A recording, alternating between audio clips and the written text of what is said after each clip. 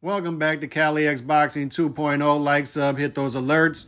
Tyson Fury versus Francis Ngannou is reportedly set for October 28th in Saudi Arabia.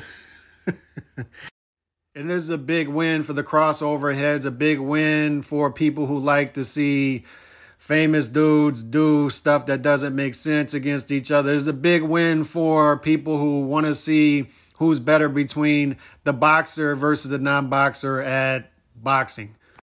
And look, man, if it's your cup of tea, then fine. I'm not trying to talk you all out of that. I'm just really interested in knowing why this is still a thing. Why is this a thing? Crossover fights should have gone the way of Pokemon Go. It shouldn't be a thing anymore. Why are people still interested in stuff like this?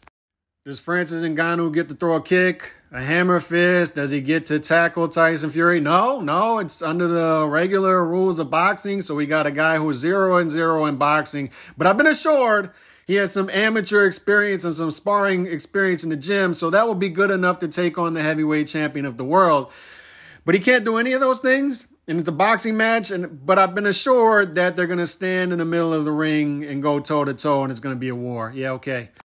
Look, this is a likely sell, and there's two ways to look at this. Look, if it's your thing, it's your thing, and have fun with it, and crossover fights, if they sell, why not? If you're Tyson Fury, make a quick buck, make $1 quadrillion off of a guy who's 0-0 in a tune-up fight for possibly, hopefully, he finally fights for undisputed against Alexander Usyk. And if you're a Tyson Fury pocket watcher, then this is obviously great for you. You'll be able to brag about him making $1 quadrillion, even though you get 0% of those $1 quadrillion. But for boxing fans who just want to see great fights from their champions, this is of zero value. I've never understood the appeal of crossover fights. I don't understand why it's intriguing to see who's better at boxing between a boxer and a non-boxer. We pretty much know how that's going to go. It's obvious Tyson Fury will do what Floyd Mayweather did against Conor McGregor and carry Francis Ngannou for however long until he decides to ratchet it up. And this once again highlights how atrocious the heavyweight division is.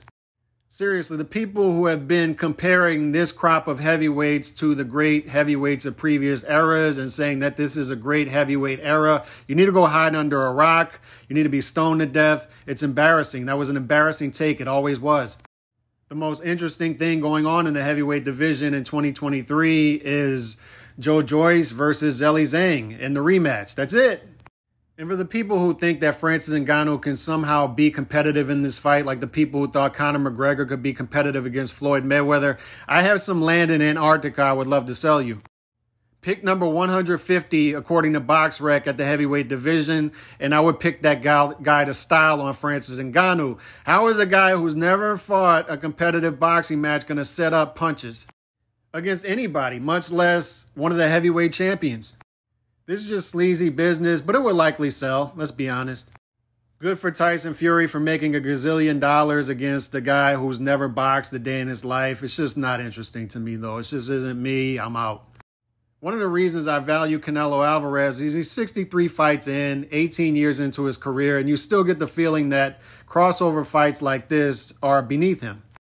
I trust that Canelo Alvarez, even if he sent 9-figure deals for fights like this, will still go on and fight real fighters in real fights. It will be interesting to see if the WBC sanctions this for the heavyweight title and gives a guy who is 0-0 a shot at the heavyweight title. Like I said, good for Tyson Fury that he's getting the bag and making money in a tune-up fight, but there's both sides of this. You can't have your cake and eat it too. It's great that Floyd Mayweather made 9 figures against Conor McGregor and broke all kind of records, but it should be a stain on his legacy that he fought a guy who was 0-0 when there were better fighters out there. Same thing goes for Tyson Fury here. This isn't an exhibition match. You're fighting a guy who is 0-0, and this will go on your record, so you have to take the bad that comes along with that. You have to take the criticism that comes along with that. The circus is back in town. The clowns will show up. Good for people who love the circus.